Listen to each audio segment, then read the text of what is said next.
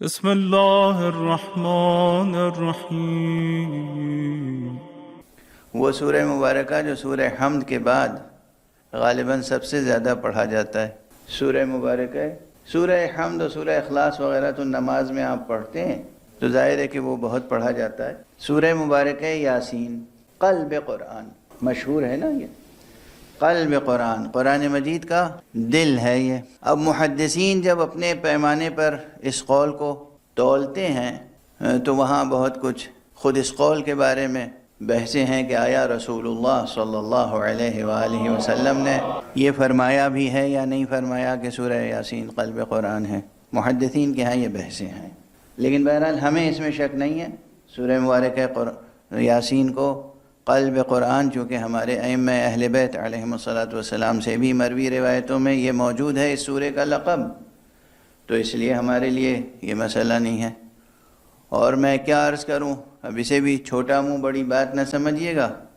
میرا طالب علمانہ تجربہ تو یہ ہے کہ میں نے اکثر قرآن مجید کے اس دل کی دھڑکن سنی ہے اور سنتا ہوں۔ قرآن مجید کے سورہ بہت عظیم الشان سورہ ہے، اور درخواست بھی کر چکا ہوں ممبر سے متعدد بار کہ اس سورہ مبارکہ کو کم از کم ایک مرتبہ روزانہ نماز صبح کے بعد ضرور پڑھنے کی سعادت حاصل کیا کریں۔ اب یہ بجائے خود ایک سوال ہے کہ اسی سورے کو قلب قرآن کیوں کہا گیا؟ مجھ سے سوال کرنے والوں نے کیا بھی تھا۔ آج بھی میں اس کا مفصل جواب عرض نہیں کروں گا، مگر ایک بات کہہ کے آگے بڑھ جاؤں گا کہ ایک ایسی ترکیب ہے، اس میں ایک ایسی ترکیب ہے جو پورے قرآن مجید میں اس سورہ مبارکہ کے علاوہ کہیں اور نہیں ہے۔ لفظ امام قرآن مجید میں بہت سے مقامات پر ہے، اور لفظ مبین بھی بہت سے مقامات پر ہے، لیکن ان دونوں الفاظ کی ترکیب امام مبین سوائے سورہ مبارکہ یاسین کے کہیں نہیں ہے۔ اور جہاں امام مبین ہوگا وہیں قرآن کا دل دھڑکے گا، کہیں اور قرآن کا دل نہیں دھڑک سکتا۔ قرآن مجید کے سوروں، قرآن مجید کی آیتوں، قرآن مجید کے ٹیکسٹ کو سمجھنے کے لیے اور اس کی شان اعجاز کو، یعنی یہ معجزہ کیوں ہے، کتنے اسرار ہیں اس کے معجزہ ہونے کے، کتنے اسباب ہیں اس کے معجزہ ہونے کے، کیسی کیسی شانیں ہیں اس کے معجزہ ہونے کے، یہ بہت تفصیل طلب بحث ہے۔ اور اس کے متعلق میں عرض کر چکا ہوں اس سے پہلے کہ آج تک عربی بلاغت کی جتنی کتابیں لکھی گئی ہیں وہ سب بہت ابتدائی درجے تک پہنچاتی ہیں، قرآن مجید کے شان اعجاز کو سمجھنے کے لیے وہ کافی نہیں ہے، ہرگز کافی نہیں۔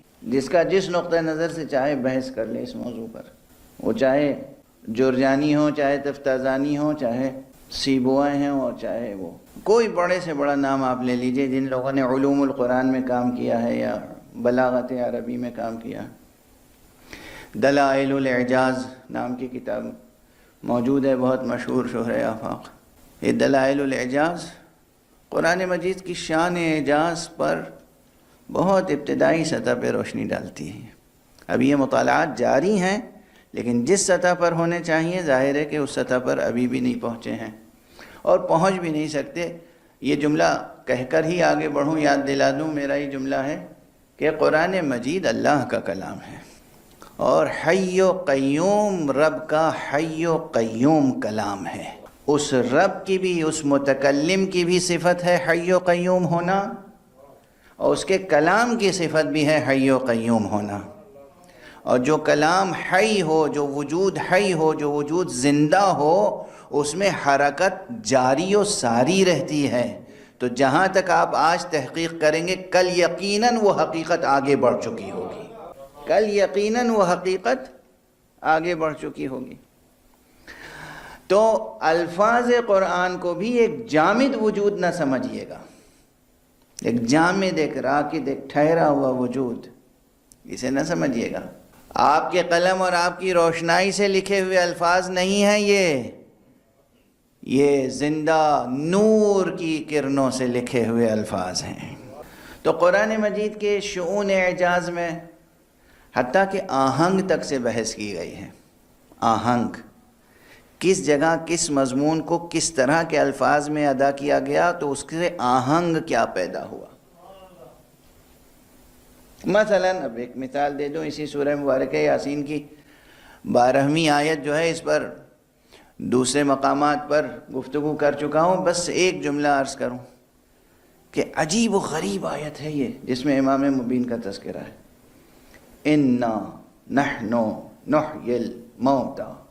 خود یہ جو فقرہ ہے، جو لوگ وہ خاص ذوق رکھتے ہیں، بلند لٹریری ٹیسٹ رکھتے ہیں، وہ سمجھ سکتے ہیں کہ یہ جب الفاظ ادا ہوتے ہیں تو کیا کیفیت ہوتی ہے۔ اِنَّا نَحْنُ نُحْيِي الْمَوْتَى۔ کل مجھے یہیں پر ایک جوان نے پوچھا کہ بتائیے اللہ سبحانہ و تعالیٰ تو ایک ہے، تو قرآن مجید میں بہت سی جگہوں پر میں کا کلمہ استعمال ہوا ہے اور بعض جگہوں پر ہم کا کلمہ استعمال ہوا ہے۔ ہم لوگ تو میں ایک کے لیے بولتے ہیں اور ہم جو ہے وہ جمع کے لیے بولتے ہیں، تو اللہ ایک ہے تو اس نے ہم کی ضمیر اپنے لیے کیوں اختیار کی؟ یہ کل ہی سوال ہوا ہے یہاں اسی ہال میں۔ تو میں عرض کروں کہ مثال میں خود یہ آیت موجود ہے کہ صرف ایک بار ہم نہیں ہیں، بلکہ کہا ہے ہم ہیں، ہم جو مردوں کو زندہ کرتے ہیں۔ اچھا دیکھیے، زندوں کو مارنا بہت آسان ہے، کوئی بھی یہ کام کر سکتا ہے، مگر مردوں کو زندہ کرنے کے لیے بڑی قدرت کی ضرورت ہے۔ جس کے پاس وہ قدرتیں ہوں، وہ صفتیں ہوں، وہ تجلیاں ہوں، وہ معجزات ہوں، وہ کرشمے ہوں، وہ اپنے کو تعارف کراتے وقت کہہ رہا ہے ہم ہیں، ہم جو مردوں کو زندہ کرتے ہیں۔ تو یہاں آہنگ تک جو ہے اس میں شان اعجاز ہے، اور جہاں جہاں قرآن مجید میں کوئی بڑی بات بتائی گئی ہے، اہم بات بتائی گئی ہے، عظیم بات بتائی گئی ہے، وہاں یہ انداز ہے ہم ہیں ہم۔ جیسے اِنَّا نَحْنُ نَزَّلْنَا عَلَيْكَ الْقُرْآنَ تَنزِيلًا، ہم ہیں ہم جس نے اے حبیب تیرے اوپر قرآن کو اتارا ہے، اور اس طرح سے اتارا ہے کہ جو اتارنے کی شان ہے۔ یا اِنَّا نَحْنُ نَزَّلْنَا الذِّكْرَ وَإِنَّا لَهُ لَحَافِظُونَ، ہم ہیں ہم کہ ہم نے اس ذکر کو نازل کیا ہے اور ہم ہی اس کی حفاظت کرنے والے ہیں۔ یہ سب وہ مقامات ہیں کہ جہاں آہنگ مضمون کے ساتھ، اس پیغام کے ساتھ، اس میسج کے ساتھ ہم آہنگ ہے۔ یہ سب بالکل جسے کہیے کہ ادبی، لٹریری اور ٹیکنیکل بحثیں ہیں جو آپ کے سامنے گزارش کر رہا ہوں، اور ایسی بحثوں کی طرف ممبر سے کم ہی اشارے کیے جاتے ہیں۔ بہرحال میں چاہتا ہوں کہ یہ ذوق آپ حضرات میں بیدار رہے۔ عربی زبان بہت رچ لینگویج ہے، عربی زبان بہت عظیم ہے، اور اسی لیے میں اکثر یہ درد مندانہ طور پر دل سوزی کے ساتھ کہتا ہوں کہ جہاں جہاں پورے کرۂ ارض پر مسلمان ہیں، انہیں 2 لینگویج فارمولہ اختیار کر لینا چاہیے۔ دنیا بھی آپ کے ہاتھ میں رہے گی، آخرت بھی آپ کے ہاتھ میں رہے گی۔ ایک تو جس ملک میں آپ رہ رہے ہوں اس ملک کی زبان پوری طرح آپ کے مٹھی میں ہونی چاہیے، اور عربی زبان، بس تیسری کسی زبان کی ضرورت نہیں ہے۔ جس ملک میں ہیں آپ، اس ملک کی زبان پر قدرت ہو اور عربی زبان پر قدرت ہو۔ ہمارے آپ کے بچے صرف ناظرہ قرآن پڑھ لینا کافی نہیں، عربی زبان سے واقفیت ہونی چاہیے، زبان سمجھ سکیں، زبان بول سکیں، زبان لکھ سکیں۔ دنیا کے بھی بہت فوائد ہیں، اس وقت میں اس رخ پر نہیں جاؤں گا، دنیا کے بھی بہت فوائد ہیں، اس وقت اس دنیا کے بھی بہت فوائد ہیں عربی زبان سیکھنے میں اور اس میں مہارت پیدا کرنے میں، اور دین کے تو فائدے ہی فائدے ہیں۔ اور سب سے بڑا فائدہ یہ ہے، سب سے بڑا، آپ ہنسیں گے اور کہیں گے ممبر پہ بھی آپ طنز و مزاح کے نشتر چلاتے ہیں، تیر و نشتر۔ ہاں بھائی، ادب کا بھی تقاضا کبھی کبھی ہوتا ہے۔ اگر آپ عربی زبان اچھی سطح پر سیکھ لیں گے تو کم سے کم یہ فرق کر سکیں گے کہ ممبر پر آنے والا جاہل ہے یا عالم ہے۔ آپ یہ فرق کر سکیں گے کہ مولوی ہمیں گمراہ کر رہا ہے یا سیدھی راہ پر لے کر آگے بڑھ رہا ہے۔ آپ یہ فرق کر سکیں گے کہ یہ شخص دین کے نام پر، مذہب کے نام پر فتنہ پردازی کر رہا ہے یا واقعاً خدا اور رسول کی پسندیدہ بات کی طرف آپ کو بلا رہا ہے۔ ایک صلوات پڑھ دیں محمد وعلى محمد۔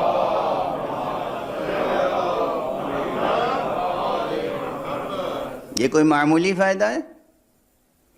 یہ کوئی معمولی فائدہ ہے کہ قرآن کو سمجھنے کے لیے، حدیث کو سمجھنے کے لیے، پیام معصوم کو سمجھنے کے لیے آپ کے پاس ظاہر ہے کہ عربی زبان سیکھ لیں گے تو آپ میں سے ہر شخص فقیہ اور مجتہد نہیں ہو جائے گا، ہر شخص عارف نہیں ہو جائے گا، لیکن اتنا ضرور پیدا ہو جائے گا کہ اسے یہ ہوش آ جائے گا کہ یہ جو گفتگو کر رہا ہے کرنے والا صحیح سمت میں جا رہا ہے یا صحیح سمت میں نہیں جا رہا ہے۔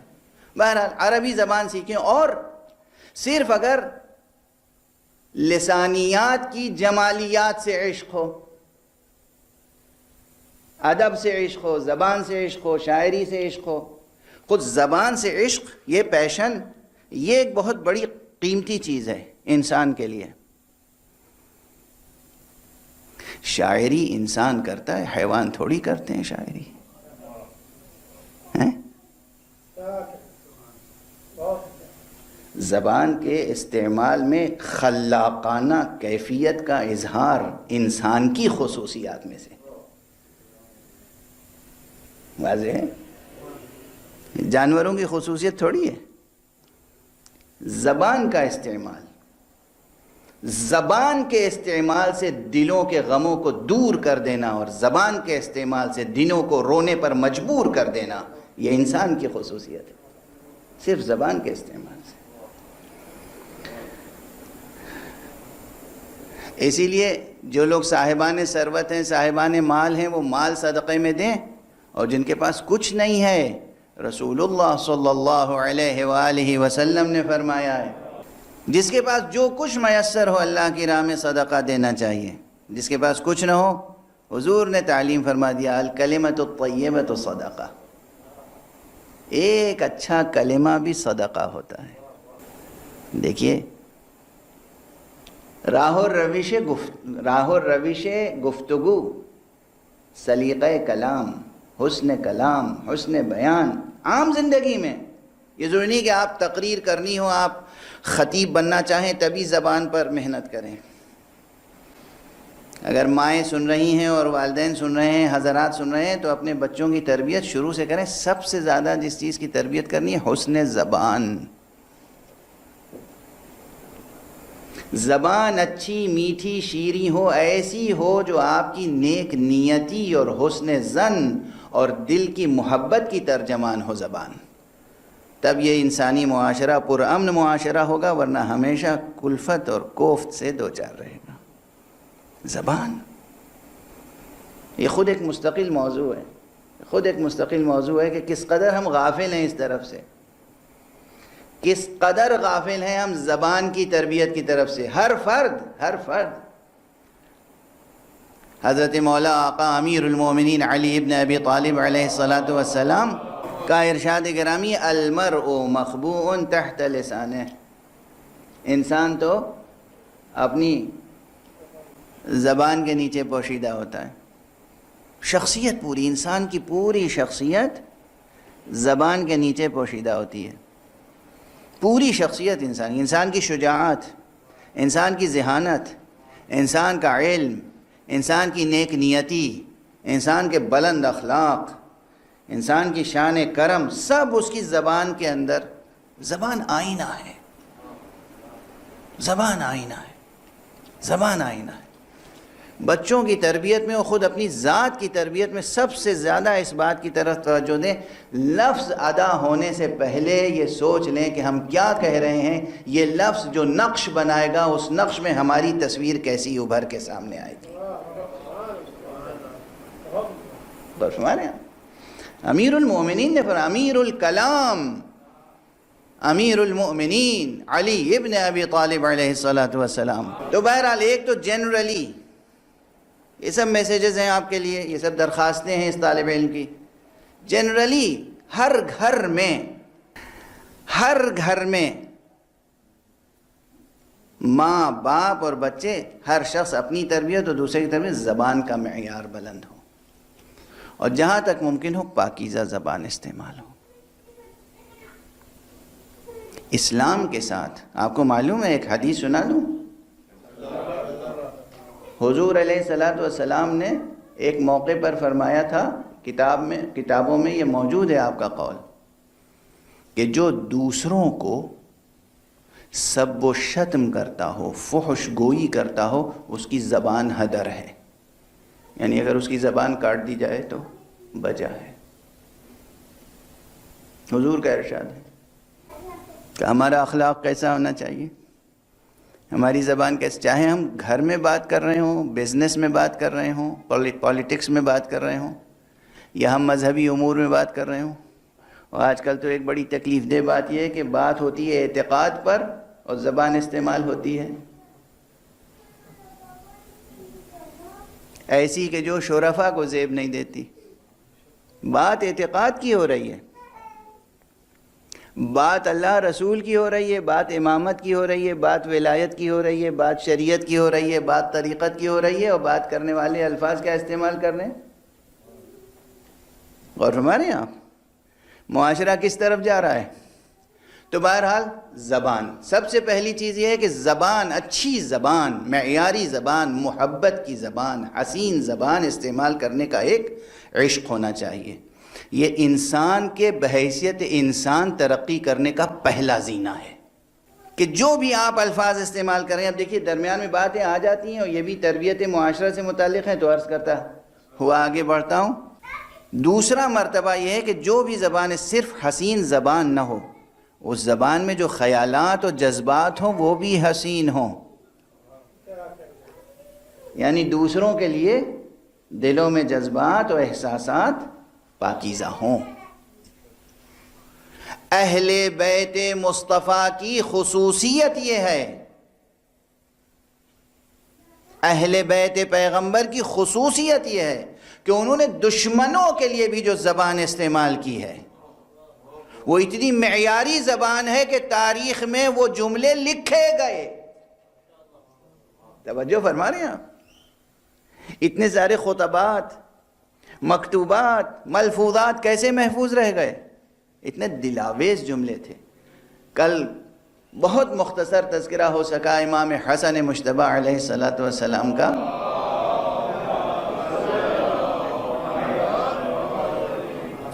دشمنوں کی گواہی ہے کہ پوری زندگی ہم نے حسن مجتبی سے کوئی سخت لفظ نہیں سنا، پوری زندگی، اور پوری زندگی جو سخت ترین لفظ استعمال کیا آپ نے اپنے کسی دشمن کے لیے، وہ بس یہ تھا کہ اس کی ناک رگڑ کر بھی حق منوا لوں گا، بس۔